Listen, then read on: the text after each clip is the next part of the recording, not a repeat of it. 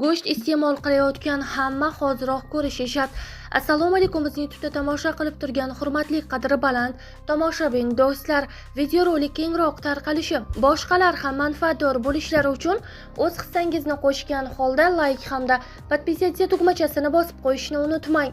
O'zbekistonga 2026-yil yanvar-fevral oylarida 156,9 million dollarlik go'sht va go'sht mahsulotlari import qilindi. Bu haqida Bojxona qo'mitasi saytida ma'lumot berildi. Go'sht importining asosiy ulushi qoramol go'shti hissasiga to'g'ri kelgan.